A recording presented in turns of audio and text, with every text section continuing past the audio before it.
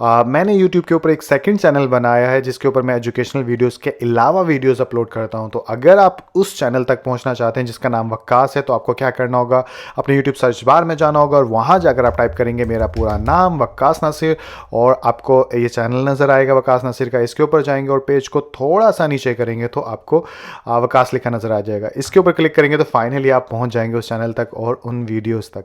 बाकी इसके अलावा स्क्रीन के ऊपर आपको अब एक वॉलपेपर नज़र आ रहा होगा जिसके अंदर तमाम क्वेश्चंस की टाइमिंग दी गई है, लेकिन मैं प्रेफर ये करूंगा कि आप लोगों को इसी वीडियो की डिस्क्रिप्शन में जाइए और वहां जाके तमाम क्वेश्चंस के जो टाइम कोड है उनकी मदद से उन क्वेश्चंस तक पहुंचिए। शुक्रिया। अस्सलाम वालेकुम, कैसे हैं आप लोग? उम्मीद करता हूं आप सबके सब जो हैं बिल्कुल खैरियत से होंगे। तो आज हम रिव्यू एक्सरसाइज 11 जो है उसे सॉल्व करने जा रहे हैं और question number 1 fill in the blanks जो है आप लोगों के सामने है। तो इस क्वेश्चन को, बल्कि इस रिव्यू एक्सरसाइज को सॉल्व करने से पहले आप लोगों को ये पता होना चाहिए कि पैरेललोग्राम किसे कहा जाता है। अगर ये आपको अच्छे से पता होगा, इसके प्रॉपर्टीज़ अच्छे से पता होगे, तो आप इस पूरी रिव्यू एक्सरसाइज को आसानी के साथ सॉल्व कर लोगे। इसलिए वीडियो के शुरू में पहले मैं पैरेललोग्राम के ऊपर थोड़ी सी देर बात कर लेता हूं ताकि बाकी सारे क्वेश्चन आसानी के साथ मैं आप लोगों को समझा सकूं। तो चलिए यहाँ पर समझते हैं कि पैरेललोग्राम जो है वो किसे कहा जाता है। तो ये मैंने पैरेललोग्राम की हेडिंग लिख ली। हेडिंग लिखने के बाद एक पैरेललोग्राम ड्रॉ कर लेते हैं ताकि मैं आप लोगों को बता सकूं कि पैरेललोग्राम किसे कहा जाता है। तो ये एक रफली मैंने बनाई है। मैं ऐसा करता हूँ, मैं नीट बना लेता हूँ और फिर उसके ऊपर बात करता हूँ। तो ये एक मैंने यानी कि नीट फिगर ड्रॉ कर ली। फिगर ड्रॉ करने के बाद अब सबसे पहले डेफिनेशन की बात कर लेते हैं पैरेललोग्राम की। तो पैरेललोग्राम एक ऐसी फ्लैट शेप होती है जिसकी ऑपोजिट साइड्स ना सिर्फ इक्वल होती हैं बल्कि एक दूसरे के पैरेलल भी होती हैं। मैंने 4 की पॉइंट्स आप लोगों के लिए लिखे हैं। उन 4 बातों को या की पॉइंट्स को भी माइंड में रख लोगे तो ना सिर्फ आपको ये पैरेललोग्राम समझ में आ जाएगी बल्कि आप इस काबिल भी हो जाओगे कि आप पूरी रिव्यू जो एक्सरसाइज है वो आप सॉल्व कर पाओगे। ठीक है, तो 4 बातें कौन सी हैं? वो ये 4 बातें हैं। तो वन बाय वन इनको देख लेते हैं। पहले पॉइंट के अंदर वो क्या बात की जा रही है कि ऑपोजिट साइड्स आर पैरेलल, कि जो भी पैरेललोग्राम होती है उसकी ऑपोजिट साइड जो होती है वो हमेशा पैरेलल होती है एक दूसरे के। तो पहला सवाल ये पैदा होता है कि सर ऑपोजिट साइड किसे कहा जाता है? तो देखिए ये वाली साइड है, इसके ऑपोजिट साइड जो है वो कौन सी होगी? इसके सामने वाली। ठीक है, इसी तरह ये एक साइड है, इसके ऑपोजिट साइड कौन सी होगी? इसके सामने वाली। तो ऑपोजिट साइड का पता चल गया। तो पॉइंट ये में क्या बोला जा रहा था कि ऑपोजिट साइड जो है एक दूसरे के पैरेलल होगी। अब पैरेलल की डेफिनेशन मैं बताता रहता हूँ, दोबारा से भी बता देता हूँ कि 2 लाइनें जिनके दरमियान जो डिस्टेंस है वो एक जितना ही है जब तक वो लाइनें नज़र आ रही हैं या जब तक आगे बढ़ रही हैं। मिसाल के तौर पर ये लाइन ये दोनों पैरेलल हैं क्योंकि इनके दरमियान जहाँ से भी आप मैयर कर लो डिस्टेंस जो होता है, फासला जो होता है वो बराबर होता है। तो कंक्लूजन क्या निकला? ऐसी 2 या 2 से ज़्यादा लाइनें जिनके दरमियान इक्वल डिस्टेंस ही रहे जब तक वो लाइंस नज़र आ रही हैं, तो उन लाइंस को जो है वो पैरेलल लाइंस कहा जाता है। तो अब जैसे कि पहले पॉइंट में बताया गया कि पैरेललोग्राम की ऑपोजिट साइड जो हैं वो पैरेलल होती हैं। तो देखिए ये वाली लाइन जो है इसके पैरेलल है। यस, बिल्कुल है। अगर आप यहाँ पे डिस्टेंस देखें, यहाँ पे कहीं से भी देख लें, इनका डिस्टेंस एक जितना है। और अगर इस साइड से देखें तो इसके ऑपोजिट साइड ये वाली है, तो इनके दरमियान भी डिस्टेंस जो है वो एक जितना ही, आप जहाँ से भी देख लो। तो ये बात तो प्रूफ हो गई और आप लोगों ने माइंड में रखना होगा कि ऑपोजिट साइड जो हैं वो पैरेलल होती हैं पैरेललोग्राम की। दूसरा पॉइंट में क्या बात की गई है? दूसरे पॉइंट में बात की गई है कि opposite sides are equal in length. तो ये बात भी सही है कि इसकी और इसकी लेंथ एक जितनी है और इसकी लेंथ भी एक जितनी है। तो एक ये चीज़ अपनी माइंड में रखिएगा, पैरेललोग्राम की ऑपोजिट साइड्स की लेंथ एक जितनी होती है। थर्ड थिंग पे आपने क्या बात जहन में रखनी है कि ऑपोजिट एंगल्स आर इक्वल। तो ऑपोजिट एंगल कौन से होंगे? तो इधर 4 एंगल बन रहे हैं, एक ये, एक ये, एक ये, एक ये। ठीक है, तो ये 4 एंगल्स हो गए। अब ऑपोजिट एंगल की बात की जा रही है तो इसके ऑपोजिट एंगल कौन सा है? इसके ऑपोजिट ये वाला एंगल है। और इसके ऑपोजिट एंगल कौन सा है? इसके ऑपोजिट जो है वो ये वाला एंगल है। तो याद क्या रखना है इनको? अगर ऐसे कर लो तो इसको ऐसे कर दो और इसको 2 लाइनें डाल के इसको ऐसे कर दो। ठीक है, अब इन दोनों का आपस में रिलेशन बन गया। तो बात क्या की गई थी कि ऑपोजिट एंगल्स जो होते हैं पैरेललोग्राम के वो क्या होते हैं? वो इक्वल होते हैं। तो ये बात आप याद रखिएगा थर्ड पॉइंट पे। और फोर्थ पॉइंट पे क्या बोलता है कि एंगल्स आर सप्लीमेंट्री, यानी कि मुख्तसर लिखा था इसलिए पूरी बात ये नहीं लिखी मैंने, एक बस की पॉइंट बना दिया था। मैं बताता हूँ इसके अंदर कि क्या लिखा था मैंने ये लिखा था, इसको रिमूव ही कर देते हैं, कि इस एंगल को या फिर इस एंगल को अगर आप ऐड करोगे तो आंसर 180 डिग्री आएगा। यानी कि पैरेललोग्राम के जो एंगल्स होते हैं वो सप्लीमेंट्री एंगल्स होते हैं। जैसे एंगल 1 को अगर आप एंगल 2 के साथ ऐड कर दोगे तो 180 डिग्री आंसर आएगा। तो ये 1 और 2 एंगल जो हैं वो सप्लीमेंट्री एंगल कहलाएंगे। ठीक है, इसको और समझाने की कोशिश करूँ तो जैसे 4 एंगल बनते हैं, ऑपोजिट एंगल जो होते हैं पैरेललोग्राम के इक्वल होते हैं, हमने पढ़ा है अभी। तो ये ए के बराबर रख लेते हैं और ये बी के बराबर रख लेते हैं। तो अब मैं ये कह सकता हूँ कि जब भी आप ए प्लस बी एंगल को जमा करोगे तो 180 डिग्री आंसर आएगा। अगर 180 डिग्री आंसर आएगा तभी वो पैरेललोग्राम होगी, वरना नहीं होगी। ठीक है, जैसे अगर मैं एंगल ए और एंगल बी को, ये जितने भी हों, इनको ऐड करूंगा तो 180 डिग्री आंसर आएगा। ठीक इसी तरह अगर मैं इधर एंगल ए और एंगल बी को ऐड करूंगा तो 180 डिग्री आंसर आएगा। इसी तरह यहाँ पे भी एंगल ए और बी को ऐड करूंगा तो 180 डिग्री आंसर आएगा। ठीक इसी तरह इसको और इसको। तो यहाँ से समझ में आ रही है बात कि एक ही लाइन पर जब भी मौजूद दोनों एंगल को ऐड करोगे पैरेललोग्राम के अंदर तो 180 डिग्री आंसर आता है। फिर चाहे वो इस लाइन के ऐड कर लो, चाहे वो इस लाइन के ऐड कर लो, चाहे वो इस लाइन के ऐड कर लो, चाहे वो इस लाइन के ऐड कर लो। तो ये 4th पॉइंट आप लोगों के बहुत काम आएगा रिव्यू एक्सरसाइज को सॉल्व करने के लिए। ठीक है, बाकी सॉल्व करूंगा तो आप लोगों को पता भी चल जाएगा।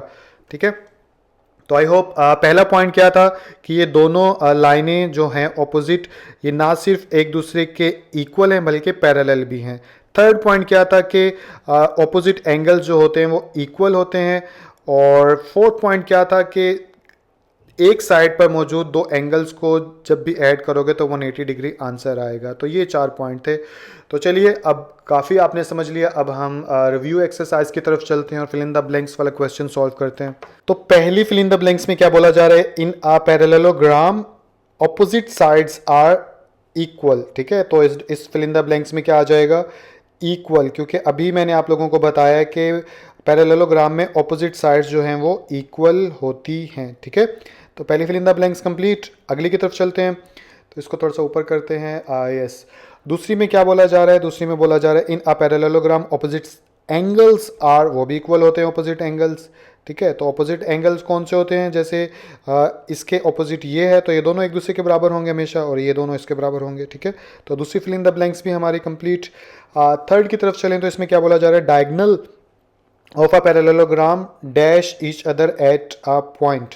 ठीक है, तो सबसे पहले डायगनल ऑफ पैरेललोग्राम ये किसे कहा जाता है, तो देखिए ये एक पैरेललोग्राम है, इसके इस वाले कॉर्नर से इस वाले कॉर्नर तक अगर एक स्ट्रेट लाइन ड्रॉ कर दूं जो कि डली नहीं है, अब शायद डल जाए, यस अब डल गई, तो इस स्ट्रेट लाइन को डायगनल कहा जाएगा। इसी तरह एक पैरेललोग्राम में 2 डायगनल होते हैं, एक ऐसे और एक ऐसे। ठीक है, तो अब पता चला कि एक पैरेललोग्राम के अंदर 2 डायगनल होते हैं। ठीक है, तो इनकी बात की जा रही है। तो diagonal of parallelogram dash each other at a point, तो ये दोनों इस पॉइंट पर क्या कर रहे हैं, मिल रहे हैं। तो मिलने को ज्योमेट्री के अंदर इंटरसेक्ट कहा जाता है। तो मैं ये कह सकता हूँ कि पैरेललोग्राम के जो डायगनल्स होते हैं वो एक पॉइंट पर इंटरसेक्ट करते हैं, तो इसलिए यहाँ पर लिख लेते हैं इंटरसेक्ट। तो 4th नंबर पे क्या बोला जा रहा है, मीडियंस ऑफ अ ट्रायंगल। तो सबसे पहले तो मीडियंस किसे कहा जाता है ट्रायंगल की, तो इसके लिए हमें एक ट्रायंगल बनानी होगी। तो एक लाइन ऐसे डाल दो, एक लाइन ऐसे डाल दो और एक लाइन ऐसे डाल दो, तो हमारे पास एक ट्रायंगल बन जाती है। अब मीडियन बोलते हैं एक ऐसी लाइन होती है जो वर्टेक्स से ऑपोजिट साइड के मिड पॉइंट तक जाती है। ठीक है, इधर से ये जाएगी इधर तक। तो एक ट्रायंगल में हमेशा कितनी मीडियन होंगी, क्योंकि 3 कॉर्नर होते हैं तो 3 ही मीडियन होंगी, तो इन्हें मीडियंस बोला जाता है। ठीक है, तो आगे क्या बोला जा रहा है इसके अंदर कि medians of a triangle are, तो ट्रायंगल की मीडियंस जो होती हैं वो क्या होती है, कंकरेंट होती है। अब कैसे कंकरेंट होती है पहले एक बार लिख लेता हूँ फिर बताता हूँ। तो ये मैंने कंकरेंट यहाँ पर लिख लिया। और अब कंकरेंट किसे कहा जाता है, तो देखिए काफ़ी सारी स्ट्रेट लाइंस अगर एक पॉइंट से होकर गुजर रही हैं, ठीक है, तो वो सारी की सारी लाइंस जो हैं वो क्या, स्ट्रेट लाइंस जो हैं वो क्या कहलाएंगी, वो सारी कंकरेंट कहलाएंगी। ठीक है, इसी तरह इस ट्रायंगल के अंदर ये जितने भी मीडियंस हैं, यानी 3 मीडियंस हैं, ये तीनों मीडियंस जो हैं एक पॉइंट से होकर गुजर रहे हैं। तो इट्स मीन के मैं ये कह सकता हूँ कि ट्राइंगल के मीडियंस जो होते हैं वो कंकरेंट होते हैं, क्योंकि मीडियन जो है वो बेसिकली एक लाइन ही तो है, और क्योंकि एक पॉइंट से होकर गुजर रहे हैं दैट्स वाई के ये मीडियंस कंकरेंट हैं। आई होप समझ में आ गया होगा। तो मीडियन वाला हिसाब किताब भी हो गया। 5th नंबर पे क्या कहते हैं कि diagonal of parallelogram divides the parallelogram into two dash triangle two congruent triangle. वैसे तो इक्वल मुनासिब नहीं रहेगा, क्योंकि ज्योमेट्री के अंदर दो एक जैसी सेम साइज सेम शेप की ट्राइंगल्स होती है तो उन्हें कन्ग्रुएंट कहा जाता है। तो आप यहाँ पर लिख लेंगे कन्ग्रुएंट, ठीक है। तो अब कैसे कन्ग्रुएंट बनती है, जैसे ये हमारे पास ट्राइंगल आ गई, फालतू मटेरियल जो है यहाँ से मिटा देते हैं ताकि आप डिस्ट्रैक्ट ना हो। तो अब आप देखिए जैसे ऊपर क्या बोला जा रहा है कि डायगनल, यानी कि सॉरी हाईलाइट करूं, डायगनल, डायगनल्स नहीं कहा, तो एक डायगनल की बात की जा रही है। तो इस पैरेललोग्राम में एक डायगनल को चाहे तो इसको मिटा दो चाहे इसको मिटा दो, एक डायगनल आप मिटा दो। जैसे एक डायगनल ऐसे ड्रॉ किया तो अब हमारे पास देखिए दो ट्राइंगल बनती हैं, एक ये वाली और एक ये वाली, और ये दोनों ट्राइंगल जो हैं एक दूसरे के क्या हैं, वो इक्वल हैं, या फिर दूसरे लफ्ज़ों में कन्ग्रुएंट हैं। तो जब भी किसी पैरेललोग्राम में एक डायगोनल डाला जाएगा तो दो कन्ग्रुएंट ट्राइंगल हासिल हो जाती हैं। तो इसलिए मैंने यहाँ पर कन्ग्रुएंट लिखा है। तो I hope fill in the blanks जो है आप लोगों को समझ में आ गई होगी। अब क्वेश्चन नंबर 2 की तरफ चलते हैं। तो क्वेश्चन नंबर 2 आप लोगों को स्क्रीन के ऊपर नजर आ रहा है। इसमें क्या बोला जा रहा है, in parallelogram A B C D. तो कौन सी ए बी सी डी, ये ए बी सी डी, तो ये पैरेललोग्राम को देखकर सामने रखते हुए आपने इन फिल इन द ब्लैंक्स को फिल करना है। तो चलिए पहले को देखते हैं। पहले में क्या लिखा हुआ है, पहले में लिखा हुआ है measurement line segment A B जो है वो डैश है मेजरमेंट लाइन डी सी के। तो फिगर में देखें तो ये ए बी है और ये डी सी है। तो पैरेललोग्राम में ये दोनों एक दूसरे के क्या होती हैं, पैरेलल भी होती हैं और कन्ग्रुएंट यानी पैरेलल भी होती हैं और इक्वल इन लेंथ भी होती है। तो बेसिकली कोई भी चीज़ सेम शेप सेम साइज़ की हो तो उसको इक्वल नहीं बल्कि ज्योमेट्री के अंदर कन्ग्रुएंट के वर्ड से रिप्रेजेंट किया जाता है। तो हम ये कह सकते हैं कि measurement line segment A B जो है वो कन्ग्रुएंट है measurement line segment D C के, ठीक है। इसी तरह अगले में बी सी, ये बी सी आ गया और ये डैश है ए डी के। तो दोनों अपोजिट साइड कन्ग्रुएंट होती हैं पैरेललोग्राम में, तो इसलिए हम यहाँ पर भी कन्ग्रुएंट का सिंबल डाल देंगे। तो थर्ड की तरफ चलें तो इसमें क्या कहा जा रहा है कि मेजरमेंट एंगल 1 जो है कन्ग्रुएंट है डैश के। तो फिगर की तरफ देखें तो इधर 4 एंगल्स दिए गए हैं, 1 2 3 4। तो पूछ वो हमसे ये रहा है कि 1 किसके इक्वल होगा। तो जिन्होंने एक टॉपिक पढ़ा है ज्योमेट्री का अल्टरनेट इंटीरियर एंगल्स, वो इजीली बता देंगे कि 1 जो है वो 3 के इक्वल होगा और 2 जो है वो 4 के इक्वल होगा। अब सवाल ये पैदा होता है कि सर जिन्होंने नहीं पढ़ा वो क्या करें। तो उनको मैं वैसे बता देता हूँ यहाँ पे कि अल्टरनेट इंटीरियर एंगल्स क्या होता है, लेकिन बेहतर ये रहेगा कि इसी वीडियो के डिस्क्रिप्शन में जाइए और वहाँ जाकर आप एक वीडियो का लिंक मैंने दिया है जिसमें सारे एंगल्स के ऊपर मैंने बात की है जो भी ज़रूरी हैं, जैसे कि अल्टरनेट इंटीरियर एंगल्स क्या होते हैं, अल्टरनेट एक्सटीरियर एंगल्स क्या होते हैं, कॉरेस्पॉन्डिंग एंगल्स क्या होते हैं, इसके अलावा ट्रांसवर्सल क्या होता है, ठीक है। तो ये सारे एंगल्स आप लोगों को पता होने चाहिए अगर ज्योमेट्री को आप करने जा रहे हो तो। और क्योंकि जब सारे एंगल्स को आप यानी कि सुनोगे या समझोगे तो आपको अल्टरनेट इंटीरियर एंगल्स भी अच्छे से समझ में आ जाएगा। लेकिन फिर भी मैं यहाँ पे कोशिश करूँगा कि आप लोगों को समझा सकूँ कि अल्टरनेट इंटीरियर एंगल्स किसे कहा जाता है। तो देखिए, जब भी दो पैरेलल लाइंस कहीं पर हों, शर्त क्या है, पैरेलल लाइंस हों, ठीक है। पैरेलल लाइंस को फिर कोई एक लाइन ऐसे कट कर रही हो तो इसे वैसे ज्योमेट्री के अंदर ट्रांसवर्सल कहा जाता है, लेकिन क्योंकि हमारा टॉपिक नहीं है तो दो पैरेलल लाइंस को अगर एक स्ट्रेट लाइन जो है कट कर रही हो तो बदले में काफ़ी एंगल्स बनते हैं। जैसे एक एंगल ये हो गया, एक एंगल ये हो गया, एक ये हो गया, एक ये हो गया, तो 4 ऊपर बनेंगे 4 नीचे बनेंगे। लेकिन इनमें से अल्टरनेट इंटीरियर एंगल्स कौन सा होगा, वो होगा, इंटीरियर का मतलब क्या होता है, अंदर। तो इधर जो एंगल बनेंगे वो इंटीरियर कहलाते हैं और इधर जो बनेंगे वो एक्सटीरियर कहलाते हैं। तो इंटीरियर अल्टरनेट इंटीरियर एंगल्स कौन से होते हैं, जैसे एक एंगल ये बन गया, ठीक है, और एक एंगल ये बन गया, ये अल्टरनेट इंटीरियर एंगल्स होंगे। ठीक इसी तरह दो अल्टरनेट इंटीरियर एंगल्स और भी होते हैं, यानी कि एक ये बन गया और एक ये बन गया।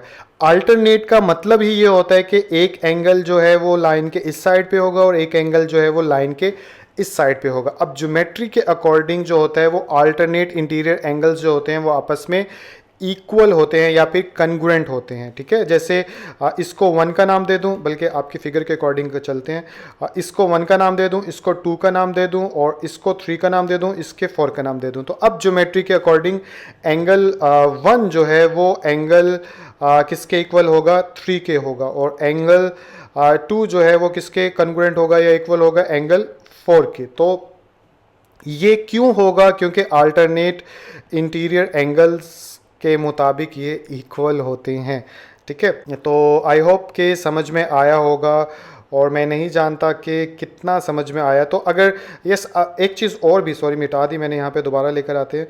एक चीज़ और भी आप लोगों के माइंड में होगा कि सर पैरेललोग्राम और इस फिगर में तो फ़र्क है। तो फ़र्क कोई भी नहीं है। अगर आप गौर से देखो, मैं यहाँ पे एक पैरेललोग्राम बना देता हूँ। तो देखिए ये एक पैरेललोग्राम है, ठीक है, जो आपको बताई गई थी, और ये एंगल्स आपके आ गए। तो इसमें देखिए अगर मैं यानी कि इस पहले लाइन को बढ़ा देता हूँ, इस लाइन को थोड़ा सा बढ़ा दूँ, इस लाइन को थोड़ा सा बढ़ा दूँ, ठीक है, और इधर से इधर को भी बढ़ा दूँ, और इधर से इधर को भी बढ़ा दूँ, और इस ट्रांसवर्सल को भी बढ़ा दूँ, ठीक है, और इस ट्रांसवर्सल को भी मैं यहाँ से बढ़ा दूँ, ठीक है, और साथ में आपके इन दो लाइंस को मैं रिमूव कर दूँ, ठीक है। और तो लाइंस रिमूव हुई तो वो भी रिमूव हो गया। तो अब आप देख सकते हो कि ये अल्टरनेट इंटीरियर एंगल जो है वो इसके इक्वल है। ठीक इसी तरह अगर मैं यानी इन दो लाइंस को दोबारा लेकर आ जाऊं और इन दो लाइंस को रिमूव कर दूं, जैसे इसको और इसको, तो और इधर से इसको मिटा दूं, मिटाने के बाद दो पैरेलल लाइंस को बढ़ाना है, तो पैरेललोग्राम में एक इसको बढ़ा लेते हैं, ठीक है, समझाने के लिए इसको बढ़ा लेते हैं, और इधर से इसको बढ़ा लेते हैं, और इधर से इसको बढ़ा लेते हैं, ठीक है, समझाने के पॉइंट ऑफ व्यू से। क्योंकि ये पैरेलल थोड़ी सी नहीं लग रही, लेकिन आपने समझना है कि ये यानी एक्स्ट्रा को मिटा देता हूँ, फिर बात करता हूँ। ये अब इनको एक्सटेंड नहीं करते, इनको ऐसे मिटा देते हैं। तो अब जैसे कि मैंने आप लोगों को कहा था कि दो पैरेलल लाइंस होनी शर्त हैं, तभी इंटीरियर एंगल्स बराबर होते हैं। तो ये दो पैरेलल लाइंस हो गई, ये इनका ट्रांसवर्सल यानी इनको क्रॉस करने वाली लाइन हो गई, और क्रॉस करने के बाद अगर आप देखें तो ये इंटीरियर एंगल जो है वो इसके बराबर कहलाएगा। तो इस तरह से मैंने दोनों जो हैं वो आपको करके दिखा दी कि कैसे कैसे बराबर होता है। आई होप कि समझ में आया होगा, और अगर समझ में नहीं भी आया तो परेशान मत होइएगा। बस हमारा फेवरेट तरीका कि बस ये याद रख लीजिएगा कि जब भी पैरेललोग्राम होती है तो पैरेललोग्राम के अंदर अल्टरनेट इंटीरियर एंगल्स जो होते हैं वो एक दूसरे के क्या होते हैं, इक्वल होते हैं। 1 जो है वो 3 के इक्वल होगा, और 2 जो है वो 4 के इक्वल होगा। तो यहाँ पे मेजरमेंट एंगल 3 लिख देंगे, और यहाँ पे मेजरमेंट एंगल 4 लिख देंगे, ठीक है। तो चलिए अगले की तरफ चलते हैं। तो क्वेश्चन नंबर 3 आप लोगों को स्क्रीन के ऊपर नजर आ रहा है, जिसमें क्या बोला जा रहा है, फाइंड द अननोन्स, कि आपने अननोन्स मालूम करने हैं। तो अननोन कौन से हैं, ये वाले जो एक्स वाई एम एन जो है, ये इसमें अननोन वैल्यूज़ हैं, ठीक है। तो इनको आपने मालूम करना है। तो चलिए मालूम करते हैं। मालूम करने के लिए सबसे पहले यहाँ पे सोल्यूशन लिख लेते हैं, ठीक है। और सोल्यूशन लिखने के बाद फर्स्ट थिंग हम क्या मालूम करने जा रहे हैं, अगर m मालूम करने जा रहे हैं, ठीक है, तो 4 चीज़ें मालूम करनी है। तो नंबर 1 डाल के आप यहाँ पे लिख लीजिए एंगल m डिग्री हम मालूम करने जा रहे हैं, ठीक है। इस क्वेश्चन को सॉल्व करने के कई तरीके हो सकते हैं। कोई लंबे मेथड से स्टेटमेंट्स लिख के भी सॉल्व कर सकता है, कोई बहुत ही शॉर्ट मेथड से भी सॉल्व कर सकता है। तो एक बात मैं आप लोगों को कहना चाहूँगा कि इसमें कौन सा मेथड सही है इस बारे में तो हम नहीं जान सकते, क्योंकि हर मेथड ही सही होता है उस टीचर के अकॉर्डिंग जो वो क्वेश्चन सॉल्व करवा रहा होता है, ठीक है। अब ये तो चेक करने वाले के ऊपर डिपेंड करता है कि उसको कौन सा मेथड सही लगता है। लेकिन जनरली जैसे हर टीचर कोई ना कोई मेथड अपनाता है क्वेश्चन को सॉल्व करवाने के लिए, मैं भी अपना रहा हूँ। तो ज़रूरी नहीं है आप इसी मेथड से इस क्वेश्चन को सॉल्व करो। मैं ये आप लोगों को कहूँगा कि आप कॉन्सेप्ट समझो सिर्फ मुझसे कि मैं कैसे वैल्यूज़ मालूम कर रहा हूँ। अगर आपको कॉन्सेप्ट समझ में आ गया तो आप किसी भी मेथड से इस क्वेश्चन को सॉल्व कर सकते हो, ठीक है। तो कॉन्सेप्ट को फॉलो करना, मेथड चाहे जो आपको बेहतर लगता है वो आप फॉलो कर लीजिएगा, ठीक है।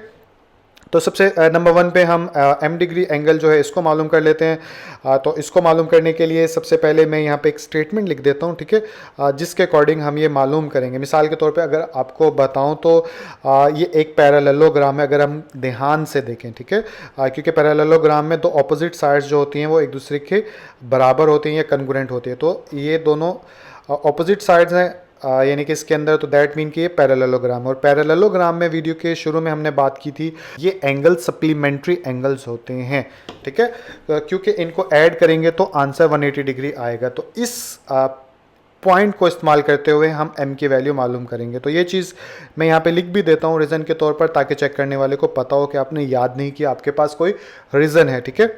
तो ये मैंने यहाँ पर स्टेटमेंट लिख दी जिसमें वाजे कर दिया कि मेजरमेंट एंगल m और 75 एंगल जो है बोथ आर सप्लीमेंट्री, ये दोनों सप्लीमेंट्री एंगल्स हैं, ठीक है, इन गिवन फिगर, ऊपर जो फिगर दी गई है इसके अंदर। और फिगर के आगे ये पैरेललोग्राम है, इसलिए ब्रैकेट डाल के आप लोग भी ये लिख देंगे तो बेहतर रहेगा, ताकि चेक करने वाले को पता हो कि हाँ पैरेललोग्राम की बात की जा रही है। वैसे तो अंडरस्टूड बात है ये। तो अब इसके अकॉर्डिंग हम यहाँ पे लिख सकते हैं 100, ठीक है। अगर ये सप्लीमेंट्री एंगल्स है तो हम यहाँ पे कर सकते हैं angle m degree plus angle 75 degree is equal to 180 degree, ठीक है। अब एंगल m मालूम करना है तो इसको इधर ही रहने देते हैं और 75 को उधर ले जाते हैं। तो ये हो जाएगा angle 180 degree minus angle 75 degree, ठीक है, क्योंकि वो इधर आके माइनस का हो जाएगा। तो पीछे कितना आ जाएगा, 180 में से 75 गया तो एंगल 105 डिग्री आ जाएगा, ठीक है। तो एंगल m डिग्री जो है वो 105 के इक्वल आ गया। तो इसको आप यहाँ पे अलग से भी मेंशन कर दो, ताकि चेक करने वाले की निगाह सीधी अगर आंसर्स पे जा रही है तो वो इसको देखे और देखने के बाद आपको कह दे हाँ इस बच्चे ने सही काम किया है।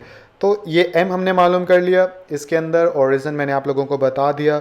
अब सेकंड में हम n मालूम कर लेते हैं, ठीक है। तो यहाँ पे मैं लिख देता हूँ कि n मालूम करने जा रहे हैं हम। तो ये मैंने लिख दिया क्वेश्चन मार्क के साथ n डिग्री, और n डिग्री की अब आप लोगों को, क्योंकि रीज़न पहले मैं बता देता हूँ फिर लिखूँगा, कि आप लोगों को पता है कि ऑपोजिट एंगल्स जो होते हैं पैरेललोग्राम के अंदर वो इक्वल होते हैं, ठीक है। तो n डिग्री जो है वो 75 के इक्वल होगा। तो पहले रीज़न लिख देते हैं और उसके बाद हम ये लिख देते हैं कि इक्वल क्यों हुए, ठीक है।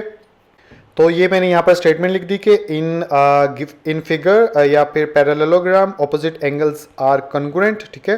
कन्ग्रुएंट का वर्ड ज़्यादा बेहतर रहेगा इक्वल की बजाय। तो हम यहाँ पर लिख सकते हैं angle n degree is equal to 75, sorry angle नहीं डाला, एंगल 75 डिग्री के, ठीक है। और यहाँ पे शॉर्ट में सॉरी फिर n degree is equal to 75 degree आप ऐसे डाल सकते हो ताकि सीधा हाईलाइट हो जाए, ठीक है। नज़र नहीं आया, यस अब नज़र आ रहा होगा, ठीक है। तो ये चीज़ भी आपको पता चल गई। और अब अगली तीसरे पे x की वैल्यू मालूम कर लेते हैं। इसमें भी वही चीज़ होगी कि इसके ऑपोजिट क्या है, m है, और m की वैल्यू हम मालूम कर चुके हैं 105। तो x जो है उसकी वैल्यू भी 105 ही होगी। तो मैं जो है यहाँ पर लिख लूँगा नंबर 3, और नंबर 3 पे क्या चीज़ मालूम करने जा रहे हैं हम, एंगल x डिग्री, ठीक है। एक क्वेश्चन मार्क के साथ आ गया और साथ में रीजनिंग लिख देता हूँ। तो ये मैंने स्टेटमेंट लिख ली यहाँ पर, और स्टेटमेंट के अकॉर्डिंग ऑपोजिट एंगल्स इक्वल हैं। तो इसमें बात की जा रही है एंगल x की। एंगल x ऊपर वाली फिगर में अगर आपको याद हो तो एंगल m के जो था वो इक्वल था, और एंगल m जो है ऊपर हम वैल्यूज़ मालूम कर चुके हैं, m की 105 थी। तो यहाँ पे अब मैं लिख सकता हूँ इज़ इक्वल टू 105 डिग्री, ताकि चेक करने वाले को ये चीज़ जहन में रहे। तो angle x degree is equal to 100 angle 105 degree, ठीक है। और यहाँ पे अब आप कंक्लूजन के तौर पे लिख दोगे एंगल या फिर x degree is equal to 105 degree, और यहाँ से इसको ऐसे हाईलाइट कर दोगे। तो थर्ड भी हमने मालूम कर ली। सॉरी आपको नज़र नहीं आ रहा, अब नज़र आ रहा होगा, ठीक है। 105। अब फोर्थ की तरफ चलते हैं। फोर्थ में हमने क्या मालूम करना है, वाई डिग्री मालूम करना है। तो वाई डिग्री कैसे मालूम करेंगे, तो शायद आप लोगों को, वैसे इसके दो तरीके हैं। एक तो इंटीरियर अल्टरनेट एंगल जो है वो आपस में बराबर होते हैं, जैसे कि पिछले क्वेश्चन में बताया, तो जो एन की वैल्यू होगी वही वाई की वैल्यू होगी। लेकिन यहाँ पर ज़्यादातर टीचर्स जिस तरह से करवाते हैं, या वो भी सही बात है कि स्ट्रेट लाइन के ऊपर जो एंगल बनता है वो 180 के इक्वल होता है, ठीक है, 180 डिग्री के इक्वल। तो अगर आप गौर से देखो तो एक लाइन ऐसे है ना इस पैरेललोग्राम में, तो यानी कि ये जो सेमी सर्कल है ये दो हिस्सों में कन्वर्ट हुआ है इस वक्त, एक हिस्सा ये और एक हिस्सा ये। तो अगर इन दोनों को मैं जमा करूंगा, ये तो नहीं पता कि वन एंगल किसके इक्वल है, टू एंगल किसके इक्वल है, लेकिन इन दोनों को जब जमा करूंगा तो 180 ही आएगा। तो ठीक इसी तरह एंगल x हमें नहीं पता कितना है, एंगल y हमें, सॉरी x का तो पता है इस फिगर के अंदर, लेकिन एक जनरली बात कर रहा हूँ, अगर x भी नहीं पता और y एंगल भी नहीं पता, तो हम ये कह सकते हैं x degree plus y degree is equal to 180 degree, ठीक है। तो ये एक यानी फार्मूला बन गया, या फिर एक स्टेटमेंट बन गया जिसके तहत हम इसको मालूम कर लेंगे। तो आई होप समझ में आया होगा कि स्ट्रेट लाइन के ऊपर दो एंगल्स अगर मिल रहे हों, ठीक है, तो वो दोनों 180 के इक्वल होते हैं। तो इस लिहाज से हम यहाँ पर स्टेटमेंट लिखूँगा, यहाँ पर पहले लिख लेता हूँ क्या मालूम करने जा रहा हूँ। नंबर 4 में मैं मालूम करने जा रहा हूँ एंगल y, ठीक है, और यहाँ पे स्टेटमेंट लिखता हूँ अब मैं। तो ये लिख ली मैंने यहाँ पर स्टेटमेंट, जिसमें वाजे कर दिया कि एंगल x और y जो है दोनों एक कॉमन स्ट्रेट लाइन पर मौजूद हैं, इसलिए दे आर सप्लीमेंट्री एंगल्स, इसलिए दोनों जो हैं वो सप्लीमेंट्री एंगल्स होंगे। अगर अब दोनों सप्लीमेंट्री एंगल्स हैं तो मैं यहाँ पे लिख सकता हूँ angle x degree plus angle y degree is equal to 180 degree, ठीक है। अब एंगल x की वैल्यू हमें मालूम है, तो x की वैल्यू ऊपर ही नज़र आ रही है, ये 105 है, ठीक है। तो इसलिए मैं यहाँ पे लिख सकता हूँ नाउ, ठीक है, वन एंगल 105 डिग्री प्लस ये हमने अननोन है तो ये मालूम करना है, ये वैसे का वैसे रहने देते हैं, यहाँ पे 180 डिग्री लिख लेते हैं, और यहाँ पे 3 डॉट डालने के बाद हम लिख देते हैं कि angle x is equal to 105 degree, ताकि पता रहे कि ये इसके इक्वल था। और अब y को इधर रहने देते हैं और इसको उधर लेकर चले जाते हैं। यहाँ पे एंगल नहीं डाला, यहाँ पे भी एंगल डाल लेते हैं, और यहाँ पे angle 180 degree minus angle 105 degree, तो ये इसमें से माइनस करेंगे तो एंगल 75 डिग्री हमारे पास आंसर आ जाएगा। तो और कंक्लूजन के तौर पे यहाँ पे लिख लेंगे y degree is equal to 75 degree, और इसको ऐसे हाईलाइट कर देंगे, ठीक है। तो 4 चीज़ें हमने मालूम करनी थी वो मालूम कर दी, और यहाँ पे कंक्लूजन के तौर पे ज़रूरी नहीं है लेकिन जगह हो तो आप लिख लो टेस्टों के अंदर, जैसे आपने m की वैल्यू मालूम की है, आपने n की वैल्यू मालूम की है, आपने x की वैल्यू थोड़ा फासले पे कर ले, x की वैल्यू मालूम की है, आपने y की वैल्यू मालूम की है।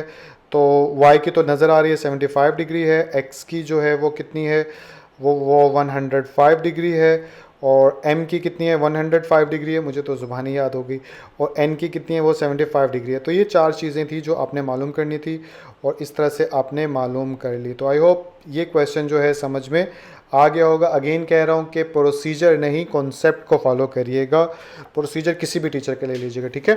अगले की तरफ चलते हैं। तो क्वेश्चन नंबर 4 आप लोगों को स्क्रीन के ऊपर नजर आ रहा है, इसमें क्या बोला जा रहा है, in the given figure ABCD is a parallelogram then find x and m, के आपको जो गिवन फिगर दी गई है ABCD ये एक पैरेललोग्राम है, और इसके अंदर आपने m और x की वैल्यू मालूम करनी है। तो आसानी से मालूम हो जाएगी। सॉल्व करूंगा तो सॉल्व करने के लिए सबसे पहले इधर सोल्यूशन लिख लीजिए, और सोल्यूशन लिखने के बाद जो चीज़ आप मालूम करने जा रहे हो वो लिख लो। तो आप क्या मालूम करते हो, पहले x मालूम कर लेते हैं। तो यहाँ पे आ जाएगा x degree is equal to question mark, ठीक है। x किसके बराबर होगा, आप लोगों को पता है पैरेललोग्राम के अंदर दो ऑपोजिट एंगल जो होते हैं वो एक दूसरे के इक्वल होते हैं, तो इसी चीज़ का फ़ायदा उठाते हुए हम x की वैल्यू मालूम कर लेंगे। तो स्टेटमेंट लिखने के बाद पहले मेंशन कर देते हैं ताकि चेक करने वाले को पता चल जाए कि आपको रीज़न पता है। तो ये मैंने स्टेटमेंट लिख ली, in parallelogram ABCD opposite angles are equal, parallelogram में ऑपोजिट एंगल्स इक्वल होते हैं। तो अब आप यहाँ पे लिखोगे 100, ठीक है। तो इस चीज़ के अकॉर्डिंग आप लिख सकते हो 11x डिग्री, यानी 11x जो है वो 55 के बराबर होगा। अब यहाँ पे 11 को दूसरी तरफ लेकर जाना है x की वैल्यू मालूम करने के लिए, तो ये हो जाएगा 55 डिवाइड बाय 11। और अब ये यानी कि 11 के टेबल पे जाता है 55, 11 5 जो 55 होता है, तो बेसिकली x जो है वो किसके इक्वल आ जाएगा, आपके x आ जाएगा 5 डिग्री के इक्वल, ठीक है। तो ये आपने x की वैल्यू जो है मालूम कर ली। ठीक, अब सेकंड में m की वैल्यू मालूम करनी है। तो यहाँ पे मैं लिख लेता हूँ, इधर 2 डाल देता हूँ, नज़र नहीं आ रहा आपको। और 2 डालने के बाद अब हम m की वैल्यू मालूम करने जा रहे हैं। तो m की कैसे मालूम करेंगे, पहले पिक्चर के अंदर आपको दिखा देता हूँ। ये आ गई हमारी पिक्चर। आपको पता है पैरेललोग्राम के अंदर जो एडजेसेंट एंगल होते हैं, इन ये कम्प्लीमेंट्री एंगल्स होते हैं कि आप इनको ऐड करोगे तो 180 डिग्री आंसर आएगा। तो क्योंकि ये दोनों कम्प्लीमेंट्री एंगल्स हैं, इस चीज़ को इस्तेमाल करके हम m की वैल्यू मालूम कर सकते हैं। तो स्टेटमेंट में लिख देता हूँ पहले, ताकि चेक करने वाले को पता चल सके। तो ये मैंने स्टेटमेंट लिख दी कि इन पैरेललोग्राम 55 डिग्री और 5m प्लस 10 होल, ये डिग्री जो है बोथ आर कम्प्लीमेंट्री एंगल्स। तो आप देख सकते हो कि ये दोनों एंगल्स लिख के कम्प्लीमेंट्री एंगल्स हो गए। तो अगर ये दोनों कम्प्लीमेंट्री है तो लिहाजा मैं क्या कर सकता हूँ, मैं लिख सकता हूँ यहाँ पे 5m प्लस 10 जो है ये plus 55 degree is equal to किसके आ जाएगा, 180 डिग्री के। तो अब इधर उधर करके m की वैल्यू मालूम कर लेंगे। तो यहाँ पे 5m रहने देते हैं प्लस 10, बल्कि स्टेप वाइज करता हूँ ताकि आप लोगों को समझ में आ जाए। तो यहाँ पे 180 डिग्री में से जब 55 डिग्री निकाल दोगे तो पीछे बच जाएगा 125 डिग्री, ठीक है। और यहाँ पे 5m प्लस 10 वैसे का वैसा रहेगा, ठीक है। ये दोनों डिग्री है तो इट्स मीन यहाँ पे डिग्री डाल लो आप। उसके बाद अगर चलें तो आगे 5m और इधर आ जाएगा 125, फिर माइनस 10 इसमें से माइनस हो जाएंगे, ठीक है। जब माइनस हो जाएंगे तो 115 पीछे हमारे पास बच जाएगा और यहाँ पे बच जाएगा 5m डिग्री। अब 5 इधर मल्टीप्लाई हो रहा है, उधर जाके क्या हो जाएगा, डिवाइड। तो 115 को जब 5 पे डिवाइड करेंगे तो 5 टू द 10 और 5 3 द 15, तो 23 डिग्री। तो m जो है वो किसके इक्वल आ गया, m हमारे पास आ गया 23 डिग्री के। तो इस तरह से आपने m की वैल्यू जो है वो फाइंड आउट कर ली। तो यहाँ पे आप लिख भी सकते हो hence m is equal to 23 degree और x is equal to 5 degree, ठीक है। तो ये आपके दो वो जो अननोन वैल्यूज थी वो आपने मालूम कर ली, ठीक है। अगले क्वेश्चन की तरफ चल। तो क्वेश्चन नंबर 5 आप लोगों को स्क्रीन के ऊपर नजर आ रहा है, इसको एक बार पहले पढ़ लेते हैं कि इसमें क्या बोला जा रहा है कि the given figure LMNP is parallelogram, find the value of MNN। तो ये एक पैरेललोग्राम है, ठीक है, LMNP, और इसमें MN, इसके अंदर भी MN है और इसके अंदर भी MN है। तो इनकी वैल्यूज़ मालूम करनी है। तो चलिए सॉल्व करते हैं, आपको पता चल जाएगा कि कैसे होगा। सॉल्व करने के लिए सबसे पहले तो यहाँ पर लिखेंगे सॉल्यूशन, और सॉल्यूशन लिखने के बाद देखिए हम लोगों को पता है पैरेललोग्राम में ऑपोजिट साइड्स जो होती हैं एक दूसरे के ना सिर्फ इक्वल होती हैं बल्कि पैरेलल भी होती हैं। तो यहाँ पे क्योंकि ये एक दूसरे के ऑपोजिट साइड्स होती हैं तो इसलिए 4m प्लस n किसके इक्वल आ जाएगा, वो आ जाएगा 10 के, ठीक है। तो इस की पॉइंट की मदद से हम इस क्वेश्चन को सॉल्व करेंगे। लेकिन प्रोसीजर क्या होगा, पहले आप एक स्टेटमेंट लिख दो जिसके तहत जो है आप इसे सॉल्व करने जा रहे हो, ठीक है। तो ये मैंने एक स्टेटमेंट लिख लिया यहाँ पर कि सिंस अगरचे LMNP इज अ पैरेललोग्राम, अगर पैरेललोग्राम है देन, तो फिर हम क्या लिख सकते हैं, ऑपोजिट साइड्स जो हैं एक दूसरे के इक्वल हैं। तो इसको इक्वल कर लेते हैं पहले लाइन सेगमेंट के तौर पे ताकि चेक करने वाले को आसानी हो। तो देन लिखने के बाद यहाँ पे क्या लिख लेंगे कि लाइन सेगमेंट PL जो है वो किसके इक्वल होगा, वो होगा लाइन सेगमेंट NM कर दो या MN कर दो, किसी के कुछ भी आगे पीछे कर दो, दोनों लाइन सेगमेंट ये इसके बराबर होगा। और ठीक है, तो यहाँ पे एंड लिख दो और इसके अलावा नीचे वाला ये वाला और ये वाला आपस में एक दूसरे के इक्वल होगा लाइन सेगमेंट। तो यहाँ पे आ जाएगा LM, ठीक है, line segment is equal to PN line segment, ठीक है। तो क्योंकि पैरेललोग्राम है तो ये ऑपोजिट साइड्स जो हैं एक दूसरे के इक्वल होंगी, ठीक है। तो इस चीज़ को इस्तेमाल करते हैं। अब हम यहाँ पर लिख सकते हैं 100, और 100 लिखने के बाद PL किसके इक्वल है, 4m प्लस n। तो यहाँ पे आ जाएगा 4m प्लस n, और nm किसके इक्वल है, वो है 10 के तो यहाँ पे आ जाएगा 10, ठीक है। इसी तरह इस वाली को देखें दोनों एंड्स को, तो LM जो कि किसके इक्वल है 8M माइनस 4N, और ये किसके इक्वल आ जाएगा 8 के इक्वल आ जाएगा, ठीक है। नज़र नहीं आ रहा? यस, अब नज़र आ रहा होगा। तो इसको मैं इक्वेशन नंबर 1 का नाम दे देता हूँ, इसको इक्वेशन नंबर 2 का नाम दे देता हूँ। अब जब जैसे आपने पहले चैप्टर में और 7 चैप्टर में किया था सैमल्टेनियस यानी कि सैमल्टेनियस लीनियर इक्वेशन में कि दोनों से वैल्यूज़ मालूम करते थे वेरिएबल की, तो ठीक वैसे ही होगा। हमने M और N की वैल्यू मालूम करनी है, तो हम क्या करेंगे, इन दोनों को ऐड करवा लो या माइनस करवा लो, लेकिन सबसे पहले M दोनों के इक्वल करो। M इक्वल अगर नहीं कर रहे तो N इक्वल करो। दोनों में से यानी दोनों इक्वेशन में से किसी एक टर्म को इक्वल करना होगा। तो अगर हम पहली टर्म को 4 से मल्टीप्लाई करवा देंगे तो इधर भी 4 आ जाएगा और इधर पहले से मौजूद है, और उसके बाद दोनों इक्वेशंस को ऐड करवाएंगे तो n की टर्म जो है वो कट जाएगी, ठीक है। मैं सॉल्व करूंगा तो आपको समझ में आएगा। पहले लिख देता हूं जो करने जा रहा हूं। तो ये मैंने यहाँ पर स्टेटमेंट लिख दी। स्टेटमेंट लिखने के बाद 4 से मल्टीप्लाई करवाऊँ इक्वेशन 1 को, तो 4m प्लस n, इधर भी 4 से मल्टीप्लाई करवा दो और इधर भी 10 मल्टीप्लाई बाय 4, क्योंकि जो भी करते हैं इक्वेशन के बोथ साइड्स पे करते हैं।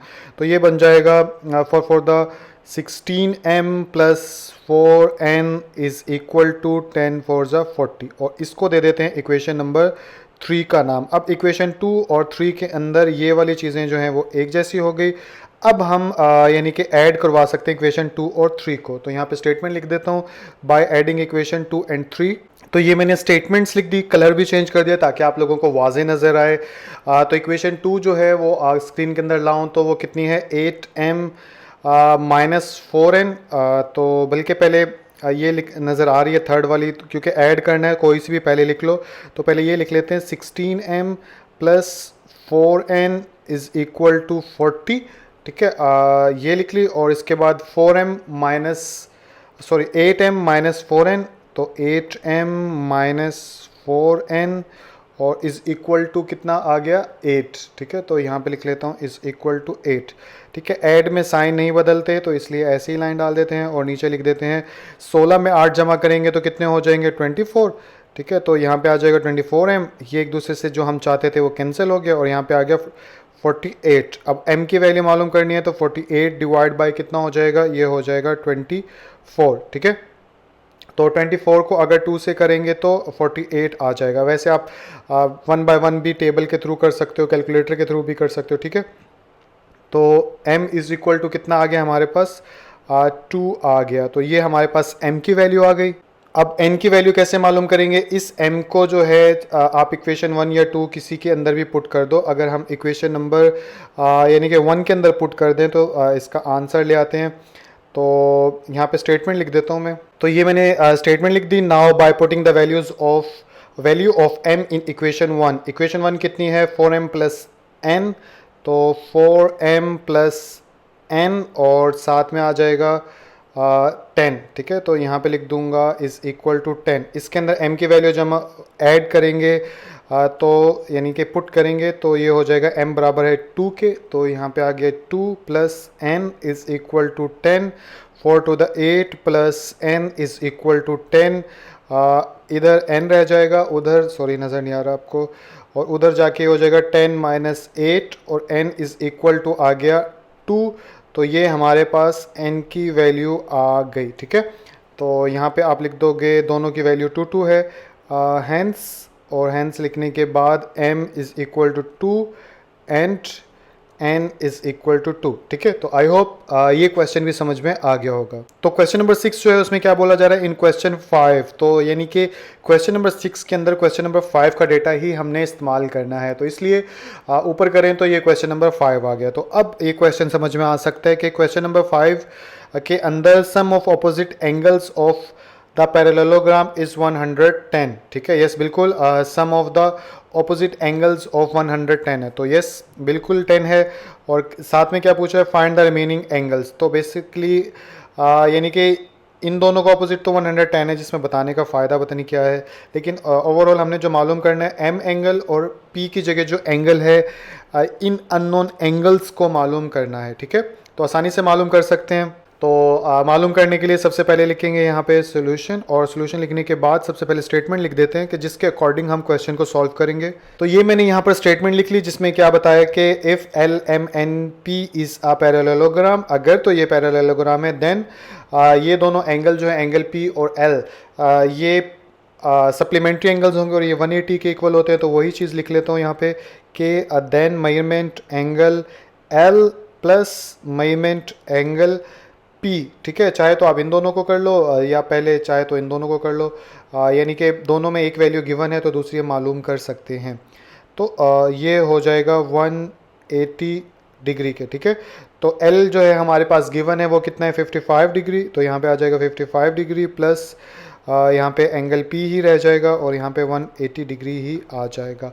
थोड़ा सा ऊपर करें इसको, तो अब यानी कि एंगल पी जो है मेजरमेंट एंगल पी जो है वो किसके आ जाएगा 180 डिग्री माइनस 55 डिग्री।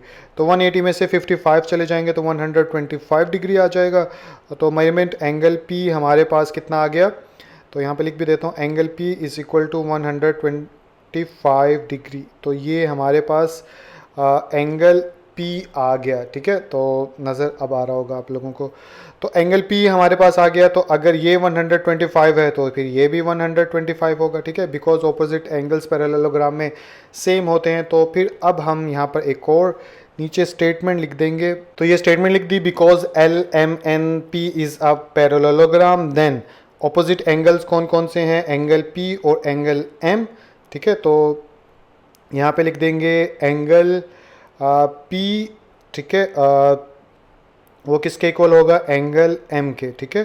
तो एंगल पी जो है वो हम 125 है, आपको ऊपर नज़र आ जाएगा। तो यहाँ पे लिख दूंगा 100 मेजरमेंट एंगल 125 डिग्री और ये आ गया मेजरमेंट एंगल एम, ठीक है। तो इस तरह से हमारे एम की वैल्यू भी आ गई, एंगल एम जो है वो 125 ही होगा, ठीक है। तो ये इसको भी ऐसे हाईलाइट कर लो, ठीक है। तो आई होप ये रिव्यू एक्सरसाइज जो है आखिरकार बड़ी मुश्किलों से समझा के ख़त्म कर ली, आप लोगों को समझ भी आ गई होगी। अगर कुछ गलती हो गई हो जाने अनजाने में तो मुझे माफ़ कर दीजिएगा और अच्छे से दिल लगा के पढ़िए, आगे बढ़िए। इसी में ही आपका, आपके घर वालों का और हमारे कंट्री का फ़ायदा है, ठीक है। अपना बहुत सा ख्याल रखिएगा। अल्लाह हाफिज़।